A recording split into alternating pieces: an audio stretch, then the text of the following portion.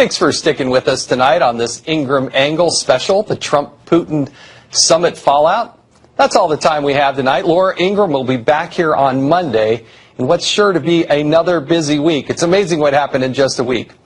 In a sign of just how close we are to another presidential election, the Republican National Convention announced Charlotte, North Carolina, as its site of the 2020 Republican Convention, a perfect location. Congratulations to the Queen City. I look forward to being here. Ed Henry is in for Shannon Bream next on Fox News at Night.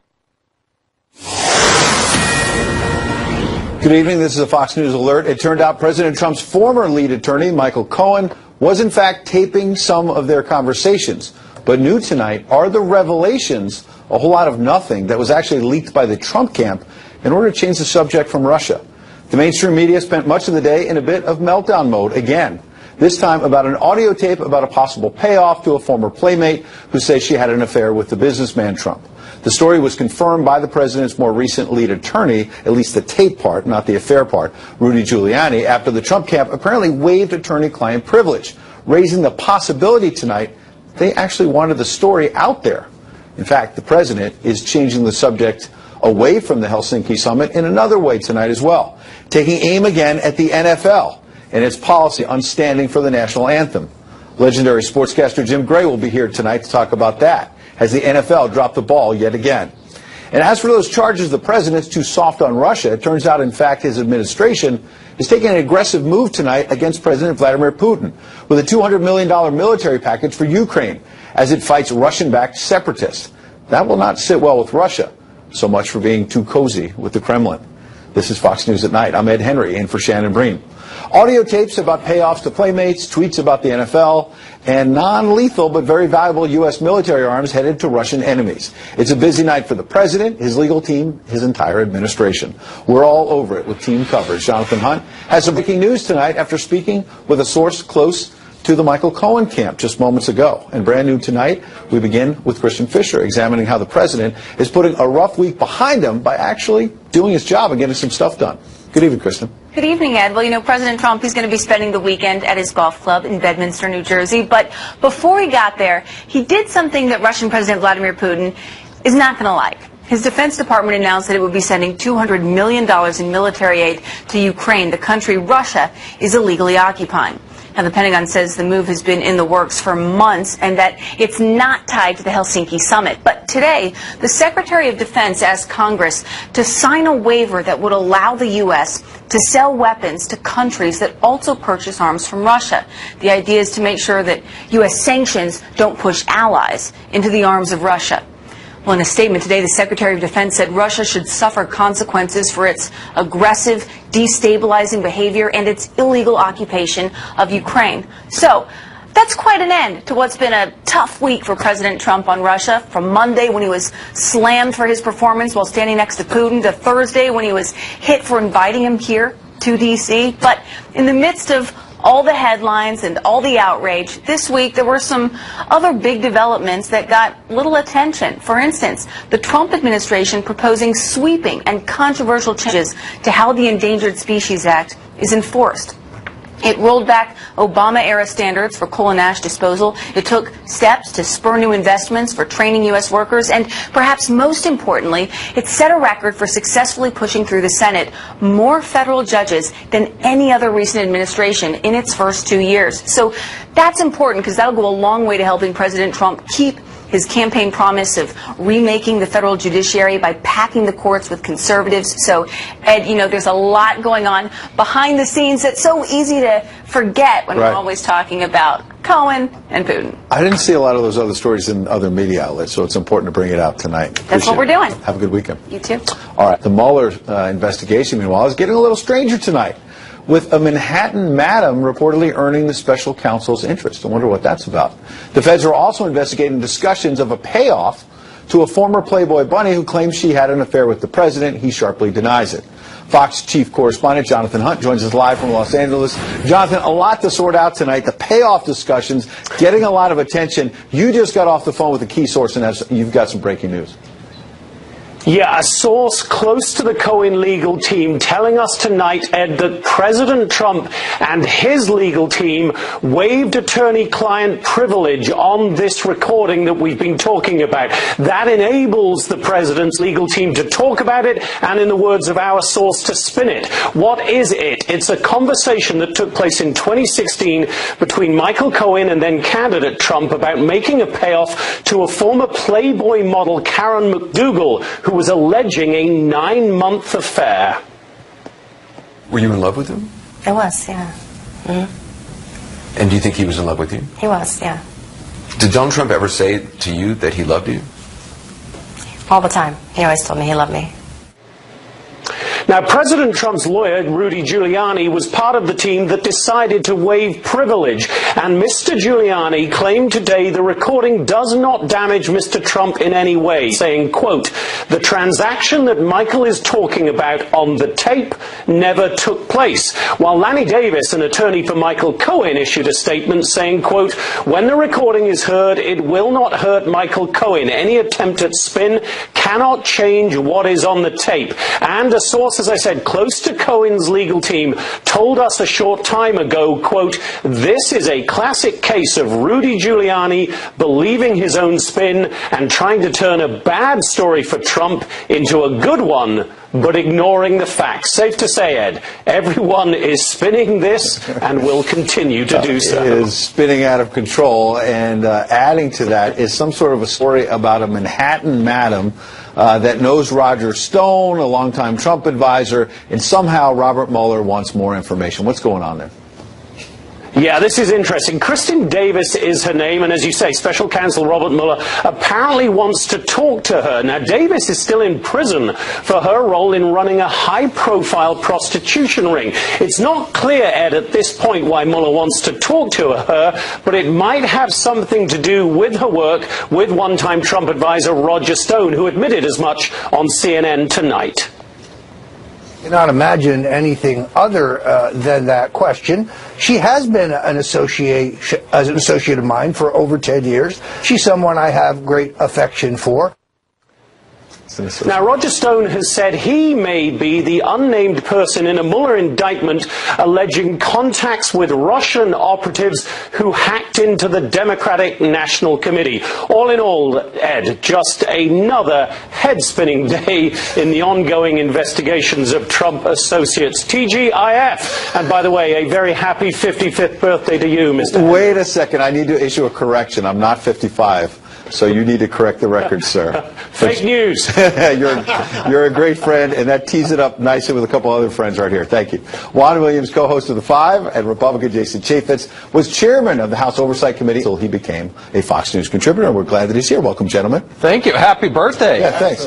I want to know how Shannon Bream was tweeting photos today from an undisclosed beach somewhere with an adult beverage, and I'm here. I want Robert Mueller to investigate that. It's 11. You took the midnight shift on your birthday? Yeah. Can't you pull out that birthday card and say, hey? No, I've got zero clout. So let's get to the news. Jason Chaffetz, when this started, that it broke today in the New York Times, I think early today, there is a recording. We'd heard that there might be recordings that were seized by the FBI, and Michael Cohen did secretly tape at least one conversation, it could be more, that involved Karen McDougal and whether or not there should be a payoff. Rudy Giuliani quickly confirms it and says it's going to be exculpatory, it's going to help the president because he says, I don't want to pay her, nothing happened here. And everyone thought this was leaked maybe by the Cohen camp, and then we find out tonight, wait a second, actually Donald Trump and his camp had to waive attorney-client privilege. So did they want this story out there because it's changing the subject? I always suspicious when stories come out on a Friday, but it does beg the question, why do you can keep this tape under wraps, but I think that Giuliani probably has a point here to say this is going to show that Donald Trump actually wanted documented. I mean, what we hear, what we read is that he wanted to make sure that if there was some sort of payment, that there was a check so that there would be a paper trail. And not cash. Yeah, there would be a paper trail. That's very different than the way you hear Democrats try to be clear, the president denies there was an affair with her. And there was no payment. And in the end, he did not pay her, at least as far as we know. There's no record that he paid her. Yes. Juan, what do you make of this story? Wait a second, gentlemen. It was that the National Enquirer paid her. And we know the relationship. Which we knew for months. Right, and we know the relationship between Donald Trump, Michael Cohen, and the publisher of the National Enquirer. The question would be whether or not this was done on behalf of the president, and the president previously had said he had no knowledge of this entire relationship. So Rudy Giuliani says this is somehow exculpatory. To the contrary, it seems to me that this is saying the president was misleading the American people back during those final days of the campaign. But in this case, this is the Southern District of New York, not Robert Mueller's special counsel probe. Right. That's looking at Michael Cohen, maybe looking at the president. But then, as you heard in Jonathan Hunt's report, now Robert Mueller's team wants to talk to a former Manhattan madam who knows Roger Stone. Isn't that going to feed this notion that this investigation is sort of out of control? Why would that be? Why does he want to talk to a Manhattan madam? Well, the question is whether or not there's a pattern here, a pattern in which, as we might learn from the tape of the Michael Cohen-Donald Trump conversation, Cohen is representing Trump in such a way as to pay off, silence women, and in fact, whether or not there are additional conversations, and potentially, is it the case that this madam, who Roger Stone just said is one of his associates, and Roger Stone has been close to the president for many years, whether or not there was some relationship there in which money was changing hands. But I mean, Roger Stone, what in the world does he have to do this? We're so far off the rails. The allegation was the fact that there was going to be some sort of collusion. Democrats have put up no evidence of that. And I think one of the reasons that Mueller dished this off to the Southern District of New York is because the Cohen part, because it had nothing to do. They didn't see, after all those months and months and months of investigation, they didn't see anything. If there was something that was collusion, that was the original impetus to start this Russian witch hunt. collusion, Yes, not American collusion. Yeah, I mean, this is all well before he's even a candidate for to become the president of the United States. And I think the Democrats will rue the day when they go and they just say that this is fair game to go look through somebody's life like that. That is absolutely off the rails. I heard Alan Dershowitz, who's been somewhat supportive of the president's rights, at least, not defending his agenda or anything, and he's taking grief for it, saying earlier today that he thinks this could be problematic for the president because, look, it doesn't look good. There's all these talks, there's payoffs, there's this. But where's the crime? Well, at the moment, it's a matter of political deception, and I think it's further damaging to the president's credibility. And for people who are true believers. Donald Trump never tried to pretend that he was some holier than everybody else. I think everybody kind of understood going into the election that Donald Trump maybe didn't live the life of, a Mormon kid from Provo. Just as an example. Just as an example. I'm just saying. Congressman but there's a bigger point, Jason, which is that if you say something to the American people and say, you know what, that's in the past. That did happen or didn't happen, but it's in the past. People have a different reaction. As we know with the Stormy Daniels case. But as we case, understand now, there was no payment. No, hang on. And the president is asking for documentation. But in the Stormy Daniels case, again, he said, oh, no, I don't know anything about it. And now we learn, oh, yeah, he did have to know something about it. And remember, Stormy Daniels' attorney, Michael Aventi, has said he believed there were tapes. Nobody believed there were tapes. Now we know there are tapes. Juan, let's concede your point that this is not what a president wants to be talking about in general. But at the end of the day, how did Robert Mueller start with, to Jason's point, was there Russian collusion in the election? An important question to answer. And now we're talking to madams, we're talking to the National Enquirer. But this is Roger Stone. Remember, as you said, Ed, this has gone to the Southern District of New York. This is not Mueller's probe. But the madam, but this came up, and Mueller may in fact benefit if in fact Cohen decides he's going to cooperate. So that's what it's here, Jason. It's to squeeze Michael Cohen, ultimately hoping he's got some other goods on collusion or something. They're hoping, they're praying. And I still don't understand why the attorney-client privilege doesn't prevail over everything. I think everybody has the right to talk to Trump gave up the attorney-client privilege. But I'm just saying it's a seminal question, and it doesn't mean he gave up every other piece of documentation. No, I agree, but he did on this case. Authorities go in and raid your attorney's office. I think that is concern that everybody should take into account. Oh, I agree, but I must say it's perplexing to me that the president and his team want this out there and then pretend like, oh no, we didn't know it was coming. Yeah. Gentlemen, I suspect there'll be a lot more coming. Juan, Jason, appreciate it. Happy birthday. Thank you very much, sir. Meanwhile, the socialist sensation, who actually grew up in Tony, Westchester, New York, but won a stunning primary upset over a top Democrat, is tonight taking her message to Kansas. And Alexandria Ocasio-Cortez is getting backup from maybe the most recognizable socialist in the country. I want to thank you all for having me and for showing that girls from the Bronx are welcome everywhere. Working people and Kansans share the same values as working people anywhere else.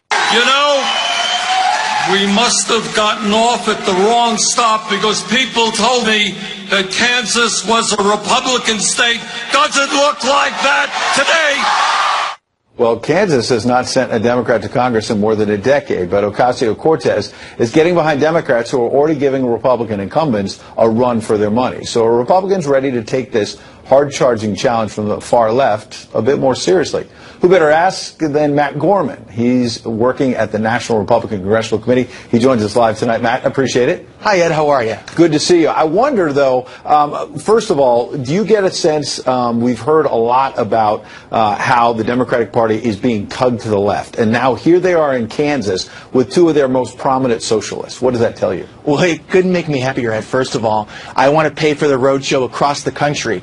You know, both Bernie and Alexandria Ocasio-Cortez support policies on the far left fringe of their party, which just a short time ago was kept in the far left fringe, and yet now it's in the mainstream across the Democratic Party with candidates all over the country. Issues like single-payer health care, which would give government complete control of your health care and raise taxes by $32 trillion, abolishing ICE and impeaching the president. You know, let's take a step back for a second. If folks are watching Fox at home and they're sitting on their kitchen table or in their living room trying to figure out how to save for a vacation in August or make ends meet, and they hear one side talking about policies in the far left fringe and the other party talking about the cost of living and rising wages and low unemployment and high economic growth, I think that's a choice that benefits us in the fall. To your point, Bernie Sanders said something else at this rally I want to play. Take a listen to what Bernie said about how much this will cost. And our political opponents, you know, they'll tell us, well, you know, that's a great idea, Bernie, but, you know, it's going to cost a lot of money. And they're right. These proposals are expensive. So back in the campaign, I remember the Hillary Clinton camp was pushing this Wall Street Journal story that added up all of Bernie Sanders' promises. Free college tuition, Medicare for all. And I checked the numbers today. It's going to cost at least $18 trillion. What does that tell you? That today he's not backing away from that. Instead, he's going to the heartland and saying, yeah, it's going to cost a lot of money. Well, what he won't tell you exactly is how much it costs, number one, how much he'll have to raise taxes, $32 trillion to pay for it, or what he'll have to do to programs already in existence that people rely on, like Medicare Part D or the VA or Medicare and Social Security, how they'll have to change irrevocably to account for this again, government takeover of health care. All right, Matt, I got 1 minute. Let's tell the other side of the story, which is that you're already playing a lot of defense, let's face it, in these midterm elections. Is the flip side of this the fact that if Bernie Sanders and others on the far left believe that they can go to the heartland, does that suggest they do have energy out there? And you've got some incumbents like in Kansas, like Kevin Yoder, who are fighting for their lives right now. Does the left have the energy? Are you worried about that? Well, again, they're nominating candidates, just like in Kevin Yoder's district, that are far to the left of these districts and are rendered unelectable in a general election. And one of the candidates had to cross over state lines. He lives in Missouri to go to the rally tonight in Kansas. And he supports, again, single-payer health care, which is out of step and out of the mainstream with most Americans. We'll have that choice in the fall. I relish it. Yeah. Okay. Last point here. We're getting closer and closer. We get you every few months to give us a prediction. The president believes, with the economy where it's at, maybe 4.5% growth, record low unemployment, that maybe you guys are making a last stand here. Are the Republicans going to be able to hold the House? Absolutely. We're going to hold the House, and that will be the headline the day after Election Day. All right. You heard it from Matt Gorman at the National Republican Congressional Committee. We appreciate you joining us on this Friday night. Thanks, Ed. Happy birthday. All right. I appreciate it. Thank you. I'm going to hear that a lot tonight, I guess. Thank you. I appreciate it. When we return, the NFL under fire yet again after the Players Union rejects the league's proposal allowing players who won't stand for the anthem to remain in a locker room, something the president has swatted away over and over. Locker room. Just go into the locker. I think in many respects that's worse. Isn't that worse than not standing? Well, now the president is tossing out a new idea to punish players who will not stand for the anthem. We'll chew over the plan with the legendary sportscaster Jim Gray. He joins us next.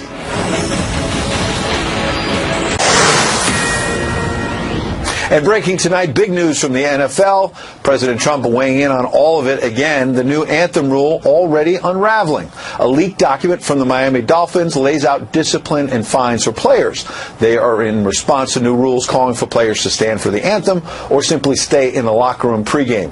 But the Players Association is balking at all of this. Now, as I noted, the president getting involved again late tonight, tweeting the NFL national anthem debate is alive and well again. Can't believe it. Isn't it in contract that players must stand at attention, hand on heart?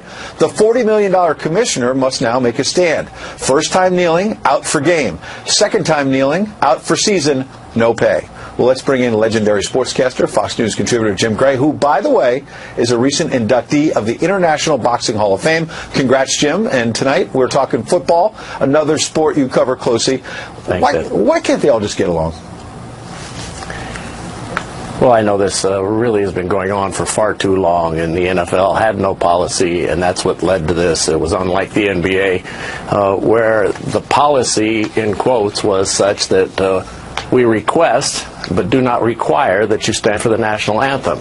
Well, that's not a policy. That just led to the chaos that we now have. It had basically gone away after Colin Kaepernick was no longer on a team. There were a few players doing it, and the president made that speech to his supporters, and the issue all got stirred up, and now here we are. The NFL owners tried to clear this up at their owners' meeting. They issued now this policy where it's conduct detrimental to the game. Stay in the locker room. If you stay in the locker room, we can fine you, perhaps take even further action. The Dolphins were responding to the league mandate to put that into the code. This got leaked, and so now here we are. And so now the NFLPA, which feels that this is a grievance situation because it wasn't collectively bargained with their players, just because you're kneeling that you do not respect the military, and that's the point that the NFL Players Association has been making. They've made this very anti-military, those who are against those who are kneeling. But those who are kneeling say there is social injustice and they want it corrected. You can't have this going on. The NFL needs to have a policy, stand firm with the policy, and then just decide what it is that they're going to do. Now, there is no right to play in the National Football League. So the owners of the National Football League can make what they want to be their policy on their employees. That doesn't necessarily mean that the owners, if they decide that they don't want to have this going on during the national anthem, are against social injustice. They want social justice, but perhaps it's not before the start of a football game. Right. And so, you know, this issue is keeps bubbling to the forefront because President Trump has whoever he believes feel strongly about this in his base, and he's going to keep ginning it until he gets it to the point where he wants it. Sure. And until that time, it's not going to go away. But you have Chris Johnson, the owner of the Jets, whose brother Woody Johnson works in the Trump administration as the ambassador to England. He said that he'll pay all of the fines for the players. You had Steve Tisch come out today and say you would hope that the president would have better things to do than worry about this, North Korea, Russia, so on and so forth. And so I'm just not certain. I've been in this game for 40 years. I have not had one fan come up to me and tell me that they go to a football game because they want to hear the national anthem. Does that mean it's not beautiful? I love the national anthem. I stand with respect. I don't like what's going on. But I have not heard one fan say that they come to a football game or watch a football game because of the national anthem. We've got less than 30 seconds. I hear you. You know, people should be able to stand for social justice and make their points.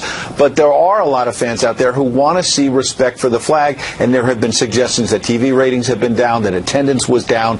You say the president obviously has been inflaming this, but bottom line, aren't there some fans out there who just want them to stand for the anthem and move on and play the game? Of course, a lot of fans want that. And by the way, if it's one fan, 5%, 10%, or 50%, and there is over 53% of the fans, the last survey taken, that do not like this. If you antagonize one fan and you're the National Football League, you can't have this going on, particularly when it's in large numbers, and a large segment of the population hates this. They can't stand it, and they want it to stop, and the NFL owners and the commissioner have to come up with a policy, and guess what? The players need to come together, and they need to figure this out, because this is really not what football is all about. Jim Gray, well said. We appreciate your time tonight. Thank you, Ed. Happy birthday. Many more. Thank you. I appreciate it. Love it. Stick around for a different take on the Cohen recordings. You've heard the mainstream media blow up the allegations from the former Playboy model. But does the president's evangelical base even care about it? We'll ask Dr. Robert Jeffress, pastor of First Baptist Church of Dallas. He joins us live next.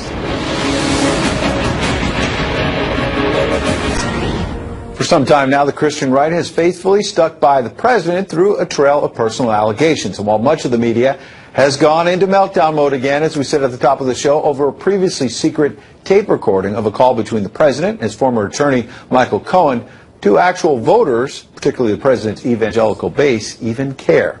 Who better to ask than Dr. Robert Jeffress, a key Trump supporter, who's, of course, pastor of First Dallas Baptist Church and a Fox News contributor. Good evening, sir. Happy birthday, Ed. I appreciate that coming from you. I want to start off with Pastor Robert Schenck. He recently told NPR the following, quote, "I've heard even top-level officials, including members of Congress, call him, the president, insane, crazy, a lunatic, but he's our lunatic, and he's going to help us achieve our objectives. And they're willing to make that deal. To me, that equates to selling one's soul."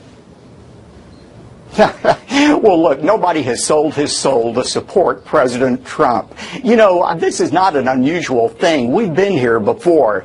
Back in 1980, evangelicals chose to support twice married Hollywood actor who was a known womanizer in Hollywood. His name was Ronald Reagan. They chose to support him over Jimmy Carter, a born-again Baptist Sunday school teacher who had been married faithfully to one woman. The reason we supported President Reagan was not because we supported womanizing or divorce. We supported his policies. And that's true here, Ed. We are choosing to support his policies. We're not under any illusion that we were voting for an altar boy when we voted for President Trump.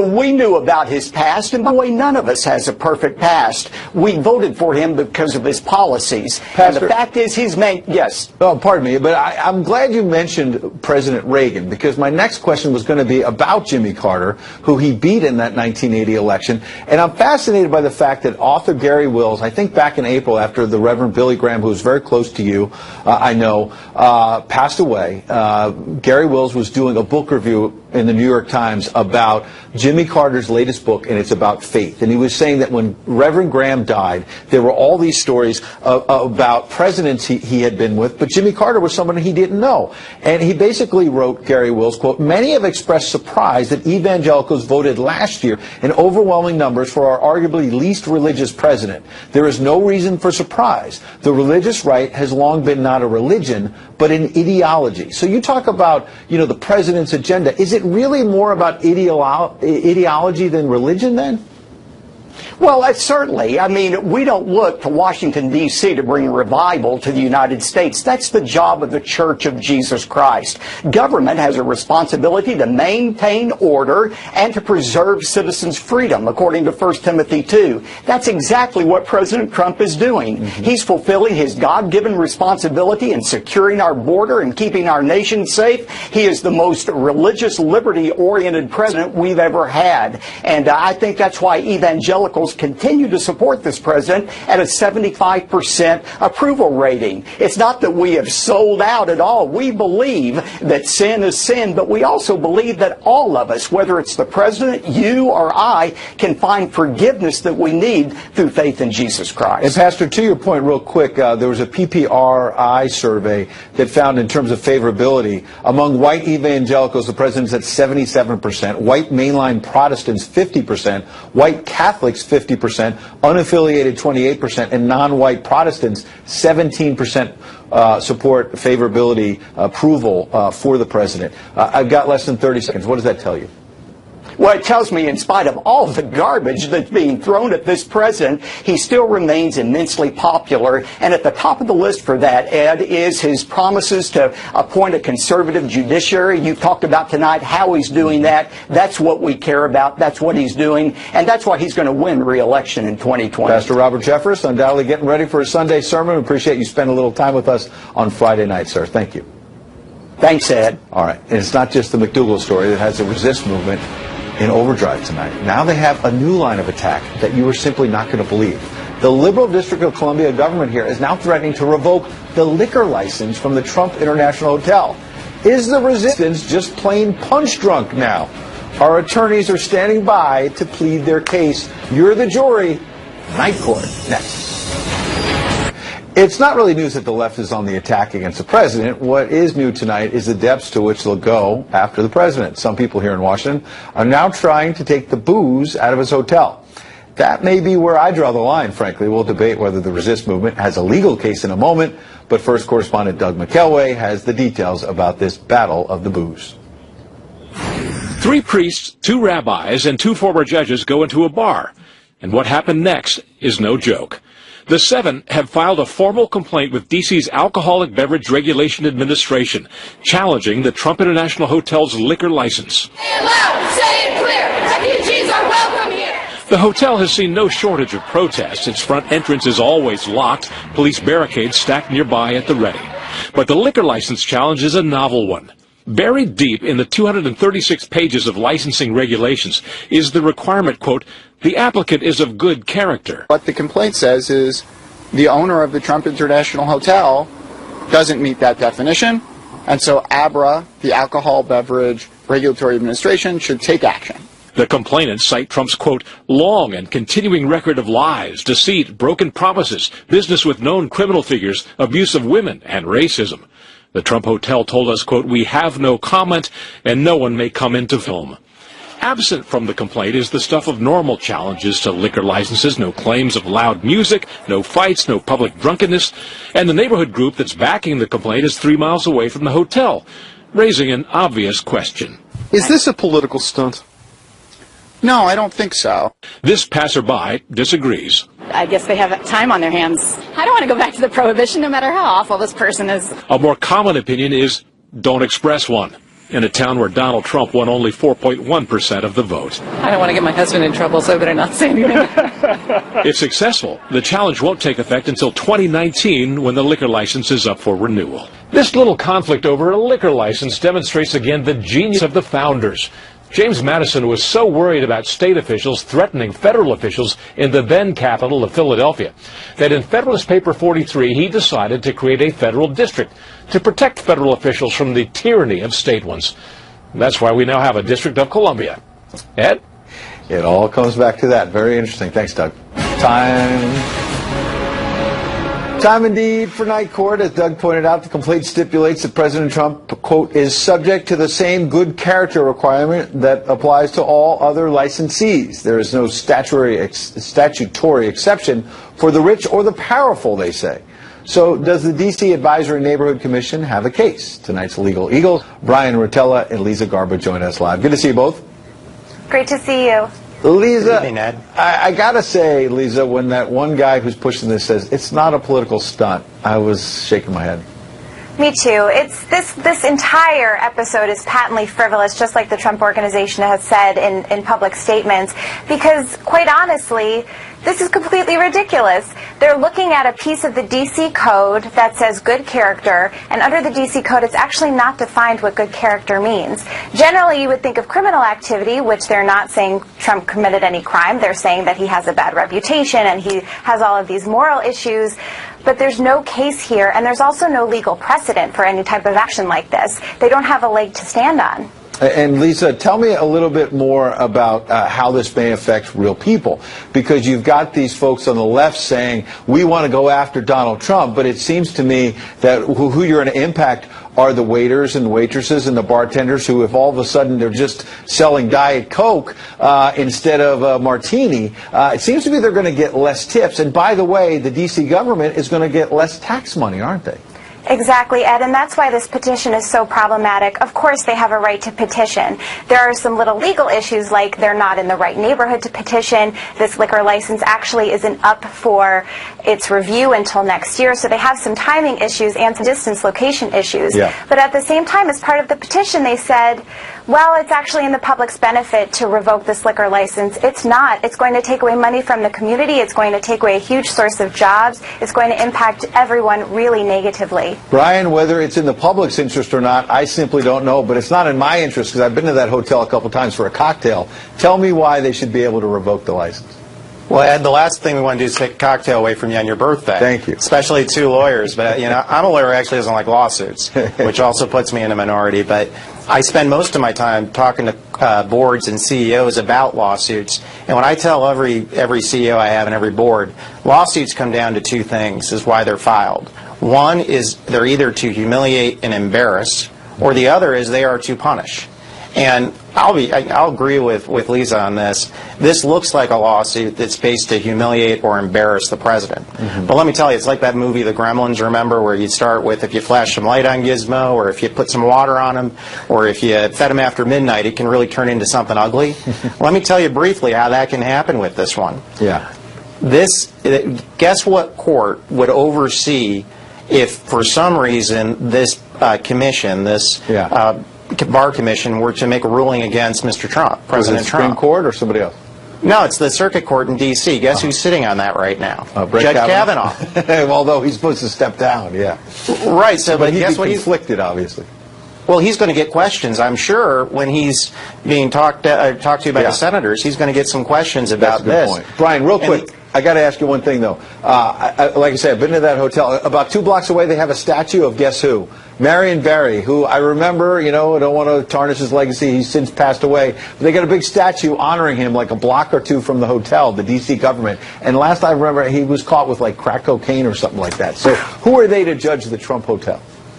Hey, look, Ed, you're not going to get a disagreement from a lawyer even on that here. And I got to tell you, what I look at this is I look at Rudy Giuliani, who's a really good lawyer. And what I would be telling the president is one person he should be looking to is a Clinton, and it's actually Bill Clinton. Because remember, when Bill Clinton, the reason that he got suspended was because of his bar license in the Lewinsky case. It was. That's right. Lisa, Brian, appreciate your time. When we return, we already knew many Democrats came out in opposition to the president's latest Supreme Court pick before he was even named. But can you believe other Democrats are now saying they're not even going to meet with Brett Kavanaugh? How low can they go?